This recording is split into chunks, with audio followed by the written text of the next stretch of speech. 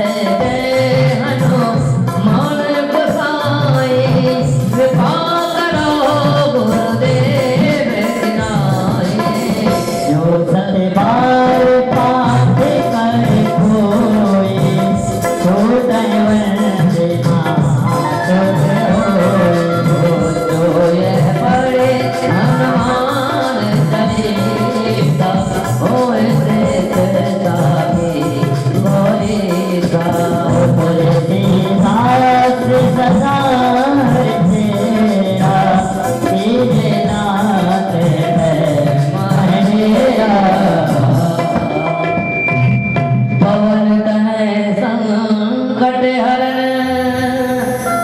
मंगल मूर्ति राम लखन सीता सहित हृदय बसो सुर भो। सियावर रामचंद्र भगवान की जय। तन मन बारो रे सभी आरती कीजिए शिवो महापुराण की।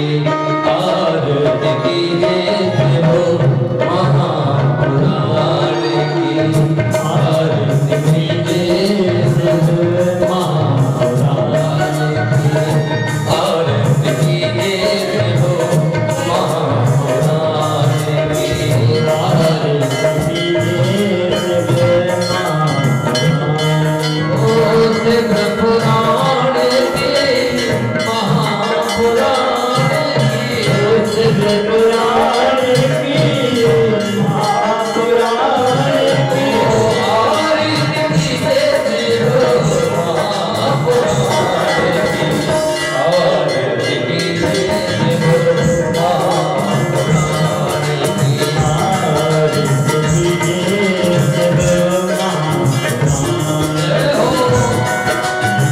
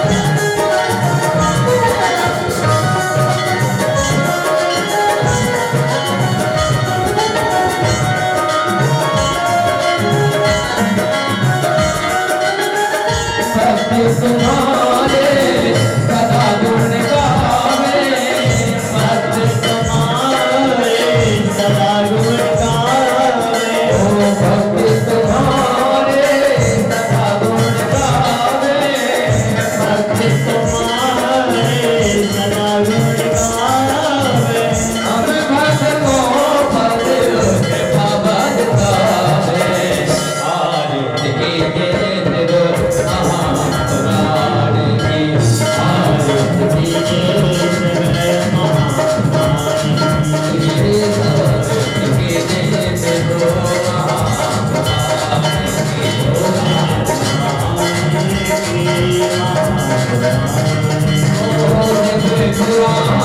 की महापुराण की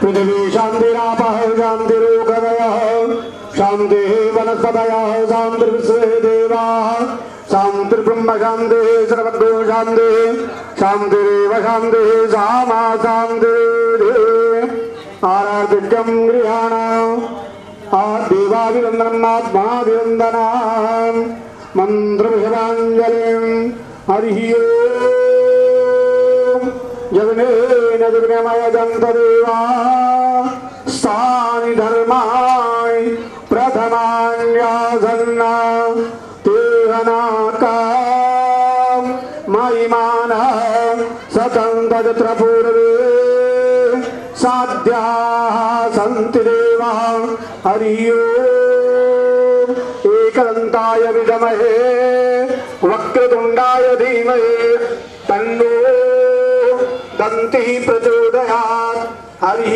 ओम् गिरिसुताय विद्महे शिवप्रियायै च धीमहि तन्नो गौरी प्रचोदयात् हरिः ओम् तत्पुरुषाय विद्महे महादेवाय धीमहि तन्नो रुद्रः प्रचोदयात् हरिः ओम् आञ्जनेयाय विद्महे वायुपुत्राय धीमहि तन्नो हनुमः प्रचोदयात् नानासुगन्धपुष्पाणि यथा कालोद्भवानि च पुष्पाञ्जलिर्मया दत्तं गृहाण परमेश्वर ॐ भूर्भुवः स्वः श्रीशिवमहापुराणाय नमः। शिवपरिवार देवताभ्यो नमः। मंत्रशुभांजलिं समर्पयामि। विश्वनाथ भगवान की, नीलकंठ भगवान की, राधा कृष्ण भगवान की, श्री सीतारामचंद्र भगवान की, गौरी शंकर भगवान की, अनंत बलवंत श्री हनुमान जी महाराज की, जगदम्बे माते की, धर्म की अधर्म का प्राणियों में विश्व का सनातन धर्म की बस्ती नगर की भक्तोर भगवान की अपने अपने माता पिता की अपने अपने गुरु गोविंद भगवान की श्री व्यास जी महाराज की उनके गुरु गोविंद भगवान की उनके माता पिता की सब भक्तन की सब संतन की जय जय श्री राधे हर हर महादेव नमः पार्वती पतये हर हर हर काल हर कष्ट हर दुख हर दारिद्र हर सब भक्तों की मनोकामना पूर्ण कर नमः पार्वती पतये हर हर हर श्री राधे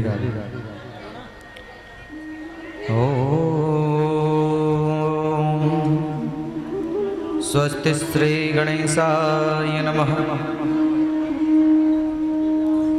स्वस्ति श्री मातृपितृ गुरु चरण कमलेभ्यो नमः श्रीमद्कुंज विहारिणे नमः मातृपितृ गुरु चरण कमलेभ्यो नमः श्री पशुपतिनाथाय नमो नमः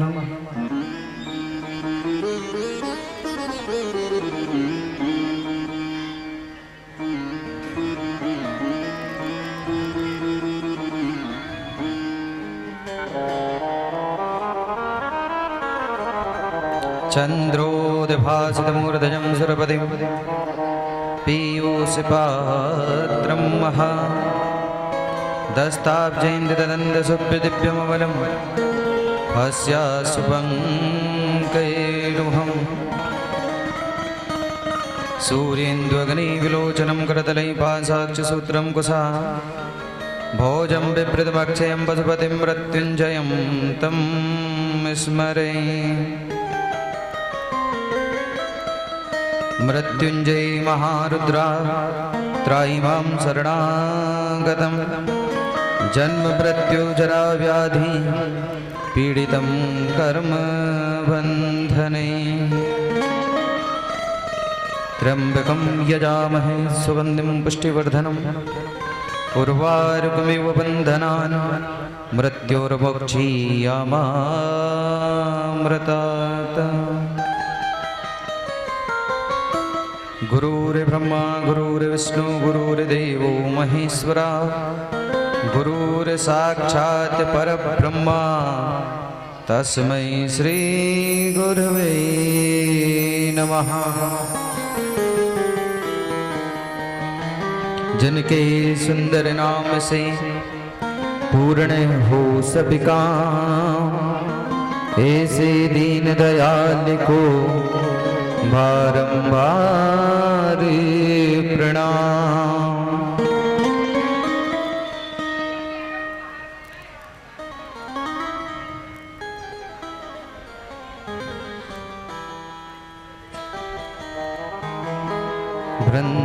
वृंदावन शोभन नहीं, नंदगांव सो गाँव, बंसी वट सो वट नहीं, कृष्ण नाम सो नाम।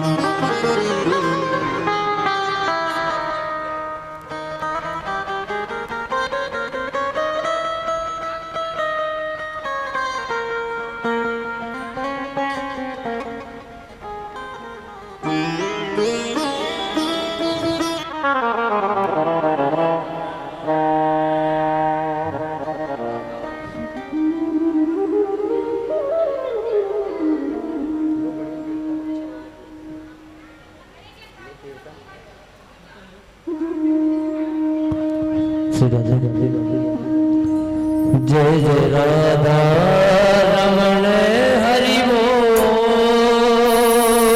रे, जय जय राधा रमण हरि बोल, जय जय राधा रमण हरि बोल रे, जय जय राधा रमण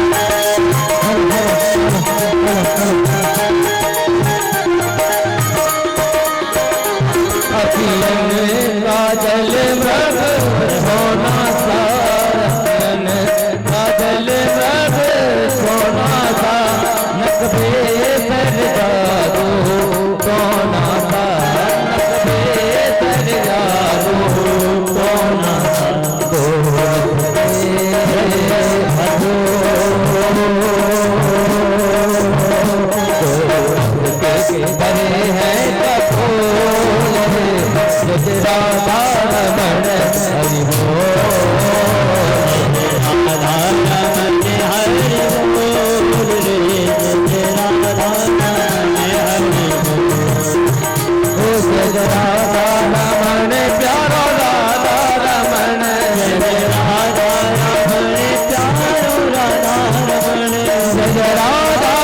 रमण जय राधा रमण प्यारो राधा रमण जय राधा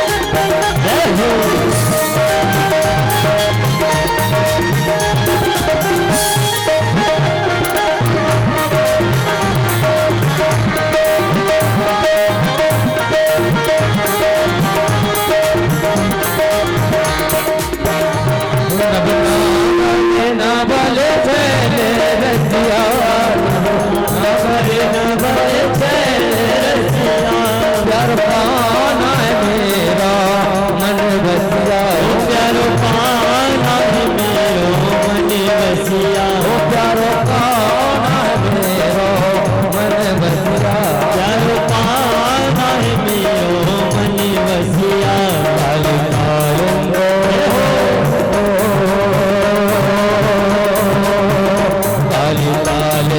राधा रमण जय राधा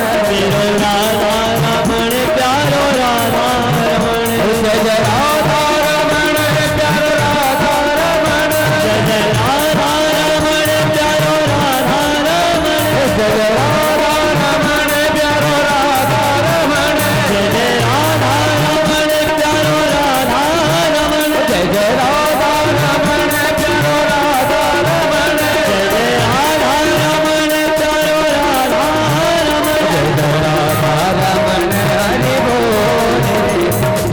राधा रमण हरि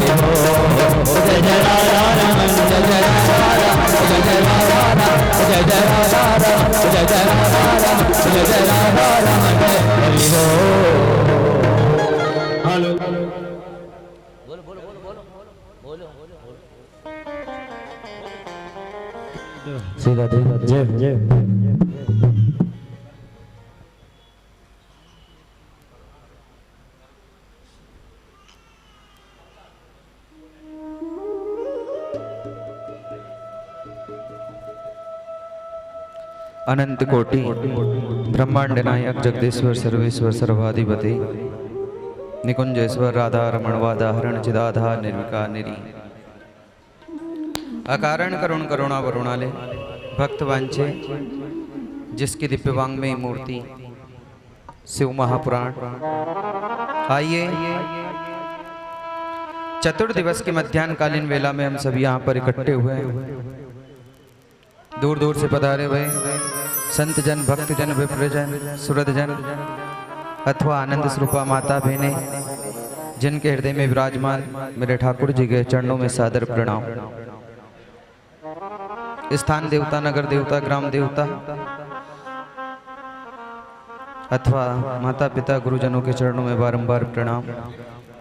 आइए चतुर्दिवस की कथा में प्रवेश हम करने जा रहे हैं। क्यों ना मन को एकाग्र करके शांत चित्त होकर के कथा को श्रवण करें। हर हर हर हर महादेव, हर हर महादेव।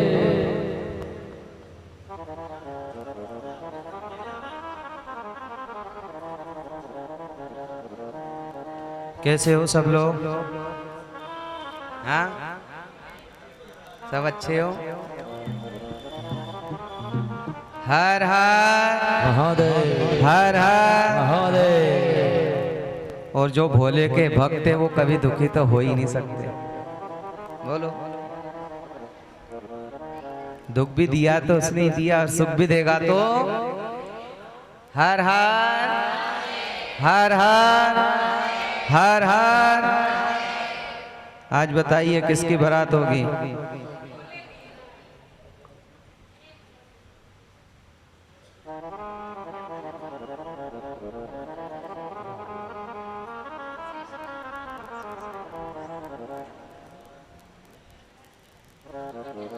आइए कुछ क्षण नाम भगवान का, शिव जी का नाम ले, उसके बाद कथा में प्रवेश करते हैं।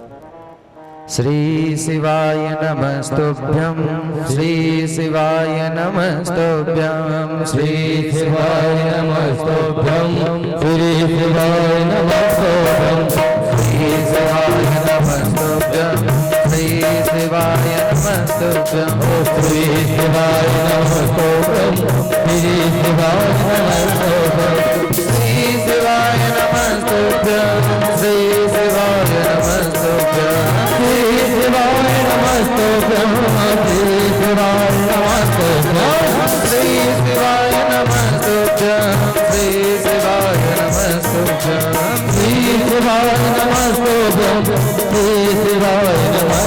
शिवाय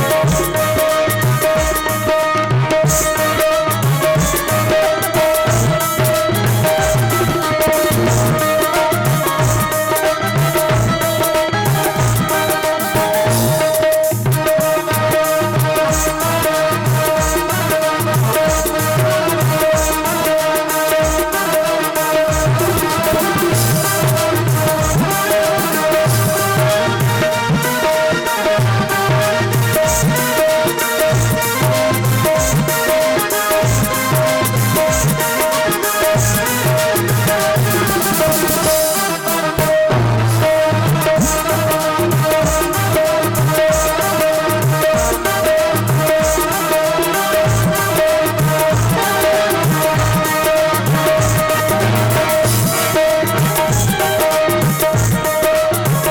श्री शिवाय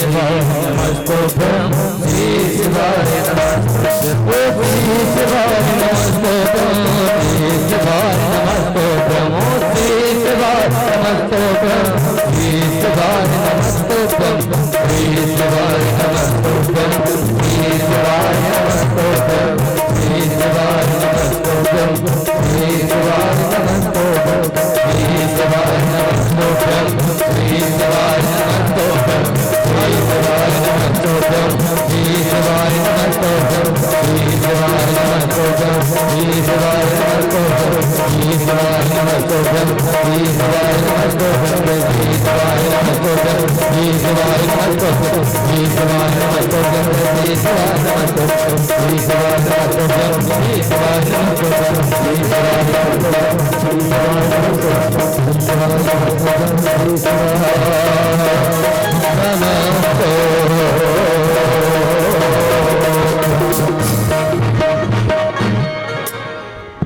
श्री शिवाय नमस्तुभ्यं श्री शिवाय नमस्तुभ्यं श्री शिवाय नमस्तुभ्यं श्री शिवाय नमस्तुभ्यं। हर हर महादेव हर हर महादेव हर हर महादेव।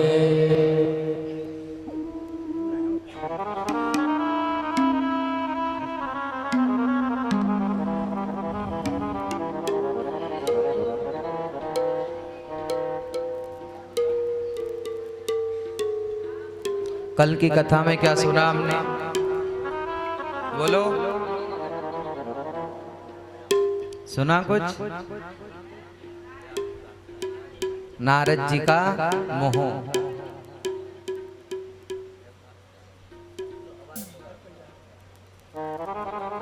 नारद जी के मोह की कथा हमने सुनी। कल की कथा से हमें क्या शिक्षा प्राप्त हुई? कभी जीवन में अहंकार, चाहे वो संत हो या भगवान हो या ब्राह्मण हो, कोई भी हो, अहंकार को तो परमात्मा दूर कर ही देता है। दूर करने के लिए ही तो उसने सारा दुख दिया है।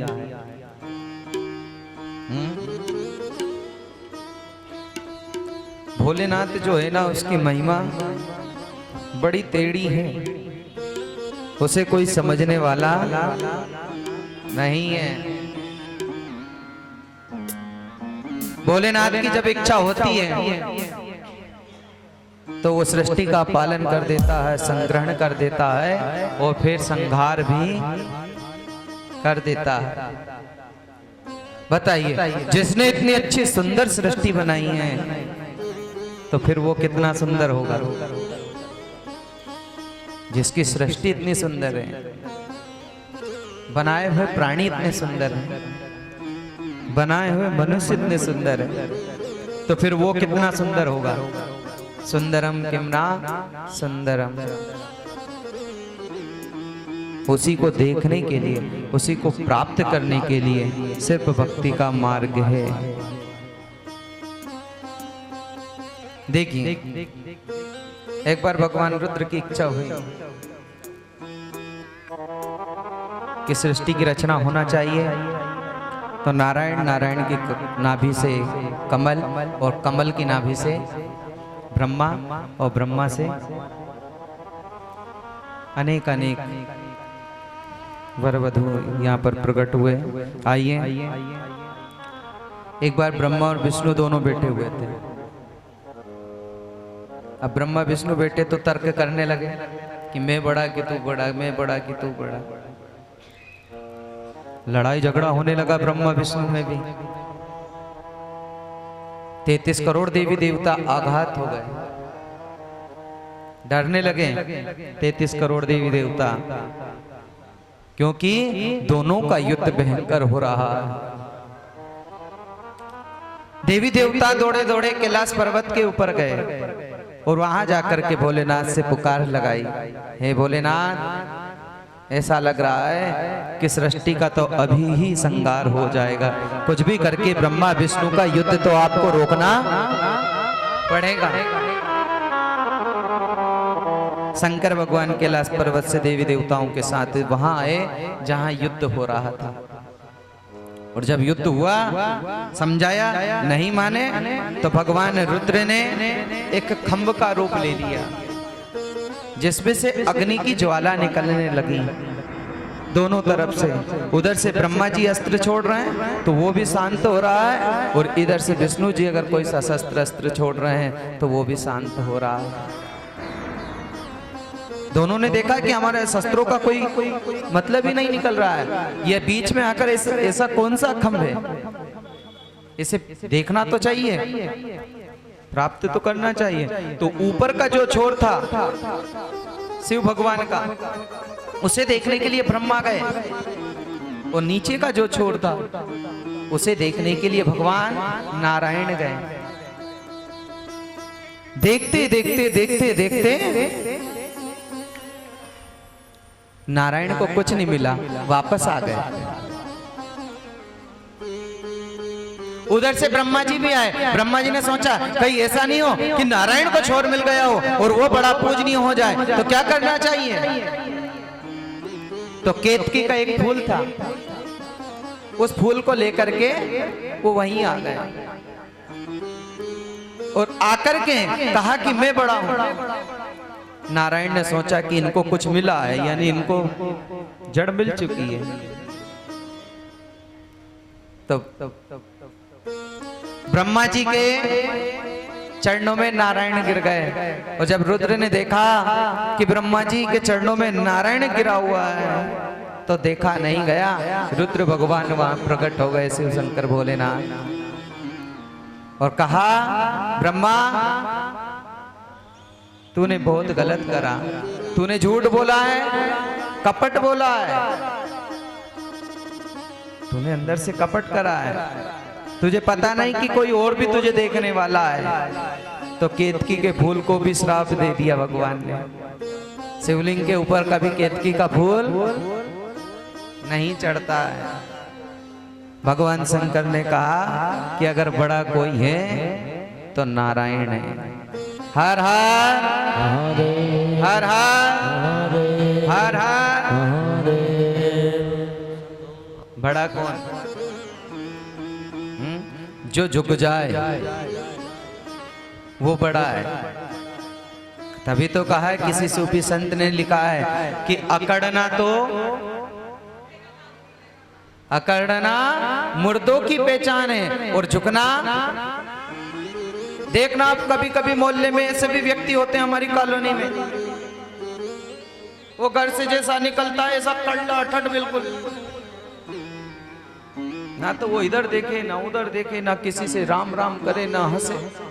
तो समझ लो कि ये जीते जी मरे हुए के समान है, मुर्दा होता है ना ऐसे कई कई लोग नहीं होते, ऐसे व्यक्ति भी होते हैं किसी से बोलते नहीं, तो मुर्दे के समान है। और कई व्यक्ति ऐसे होते हैं कि चाहे कितना भी धन हो, कितना भी पैसा हो, कितना भी रूप हो, कितना भी वैभव हो, कितना भी बड़ा परिवार हो, और लेकिन वो सबसे मिलनसार रहता है, पूरा कॉलोनी वाले उसको पहचानते हैं। हाँ? झुकना जिंदों की पहचान है। तो कथा सिखाती है, ब्रह्मा के और विष्णु के कथा से हमें ये शिक्षा मिलती है, बड़ा वो है जो झुक जाए। एक बार 33 करोड़ देवी देवताओं ने भी सोचा कि ये बताओ 33 करोड़ से बड़े कौन देवता है? ब्रह्मा विष्णु महेश।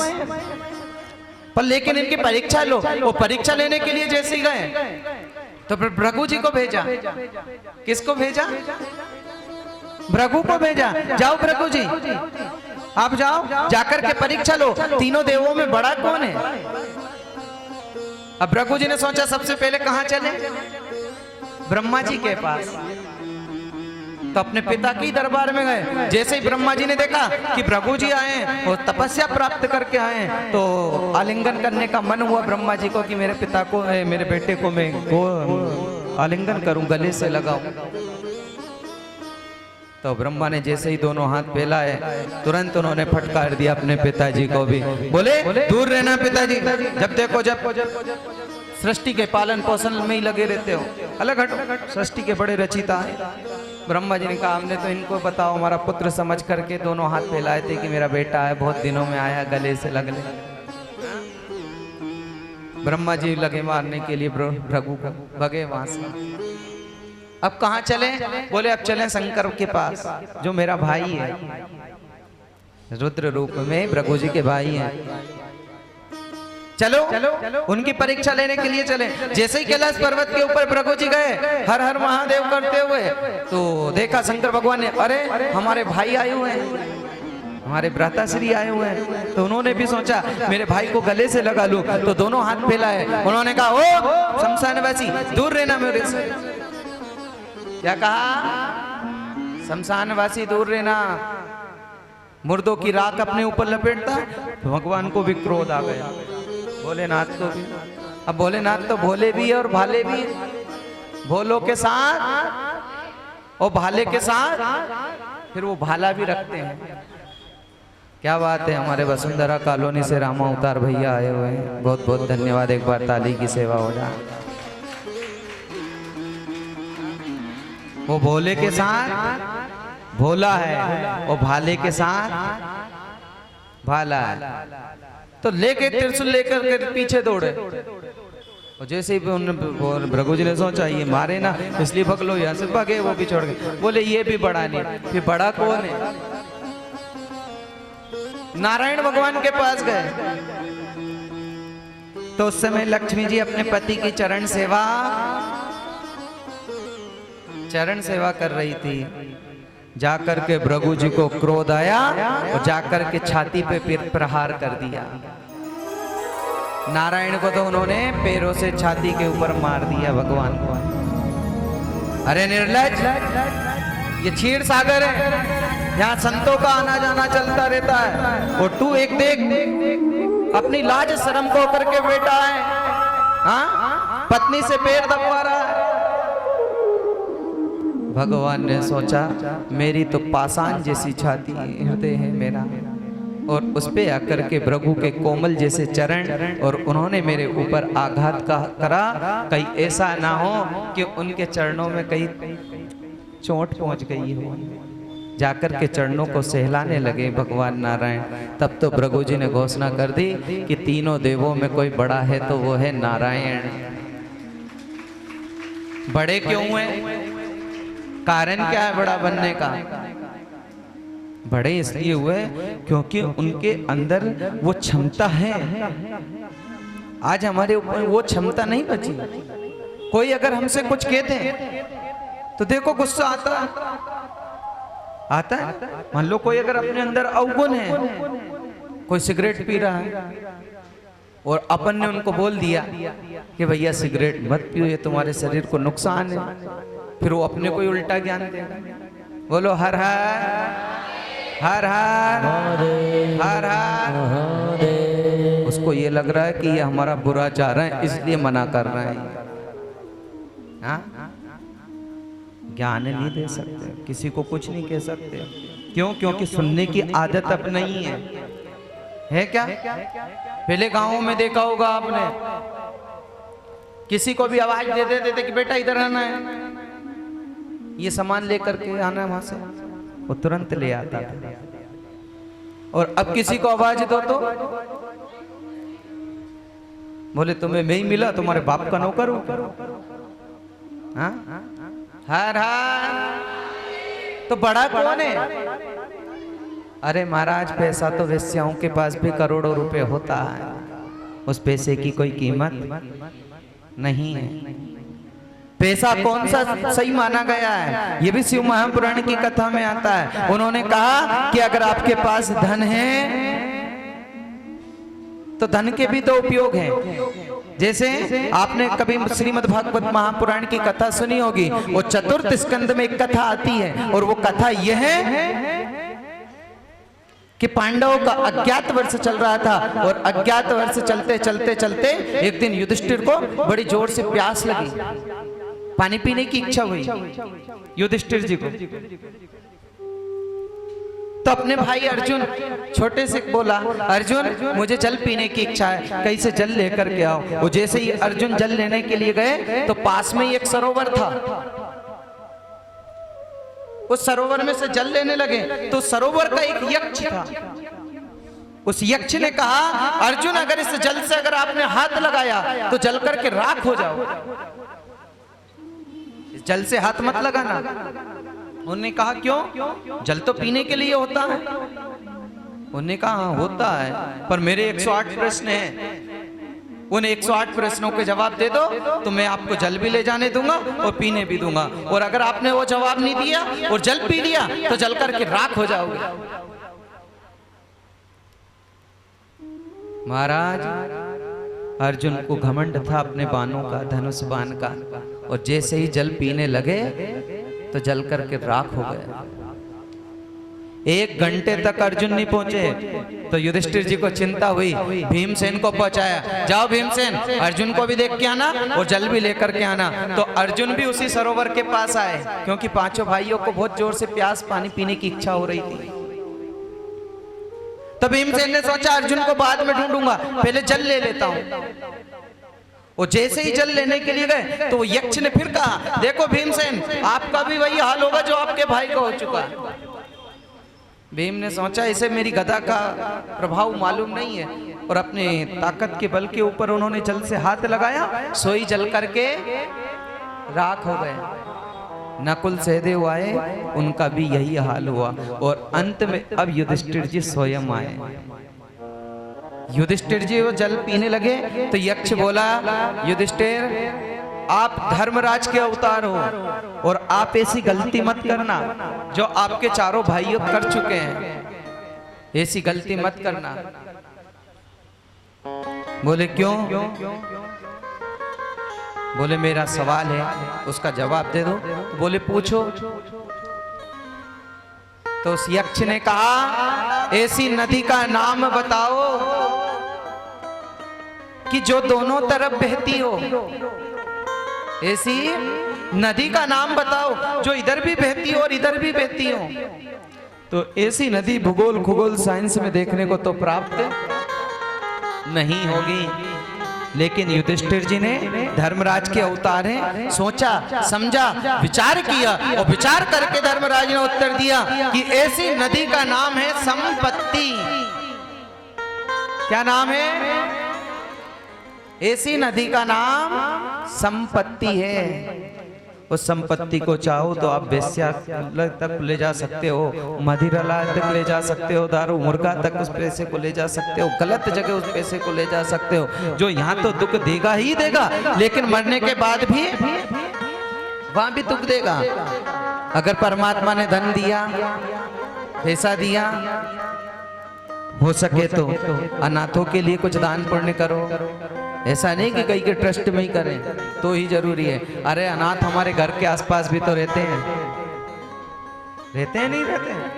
कोई गरीब हमारे घर में कोई झाड़ू पोछा वाली अगर आ रही है तो वो लखपति अगर होती तो तुम्हारे घर आती क्या? कभी उसे साड़ी दी? नहीं। कभी उसकी इच्छा पूरी करी? नहीं करी। बोलो। और हम टीवी पे स्क्रीनशॉट करके 10-10 हजार 20-20 हजार रुपए हम कर देते हैं। और बताया गया है कि पहले अगर कहीं कोई घर में अगर भूखा है तो पहले उसे भोजन कराओ, बाद में दान करना। हाँ? अनाथों के ऊपर हमने कभी दया नहीं करी। अरे जिसके पास कभी दिख जाए, अपन चल रहे हैं, चलते जा रहे हैं, कोई अगर फकीर दिखा जिसके पैर में जूते चप्पल नहीं है, उसे जूता चप्पल पहना दो। कहीं गौशाला बन रही हो तो थोड़ा बहुत दान पुण्य कर दो। और पैसा अगर ज्यादा दिया तो बोलो, अपने पितरों के निमित्त भागवत कथा करवाओ। 70-70 लाख, 50-50 लाख, 10-10 लाख रुपए हम शादी में खर्च करते हैं, तो कभी जीवन में एक भागवत कथा भी अपने पितरों के नाम से करवा लो। हर हर हर हर महादेव महादेव। लेकिन मनुष्य समझ नहीं पाता है उसकी लीला को। हाँ? धन तो बहुत है, लेकिन धन का सदुपयोग नहीं है तो वही संपत्ति आपको नरक में भी ले जा सकती है। नरक में भी वही ले जाएगी, क्योंकि धन से मनुष्य गर्व करता है, धन से गलत कर्म करता है, धन से जो चाहे उसका मन वो कर सकता है, पर लेकिन वो धन तुम्हें कभी सही रास्ता नहीं बताएगा। बोलो, कब आएगा रास्ते पे वो? जब या तो बीमार पड़ जाएगा, या मरने वाला होगा, या खो खो खो खो करके सड़ता होगा खटिया के ऊपर, तब जाकर के उसे अब समझ में आएगा कि करोड़ों रुपए कमाया कोई मतलब नहीं निकला। हर हर। बताओ, जिनने कभी भगवान को नहीं माना, कभी जीवन में मंदिर के दर्शन नहीं करे, अगर उससे राम राम भी करो तो उसने राम राम भी जीवन में नहीं किया, पर लेकिन वही व्यक्ति कोरोना काल में बोलने लगा कि नहीं राम राम। बोलो, जिसको देखो उसको वो परमात्मा को भज रहा था।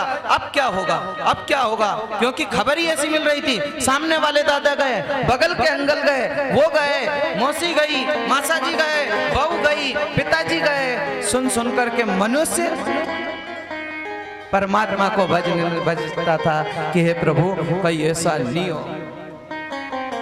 कोरोना काल में हुआ नहीं है, भगवान को भजने लगा, संसार वालों से दूर रहने लगा कि नहीं।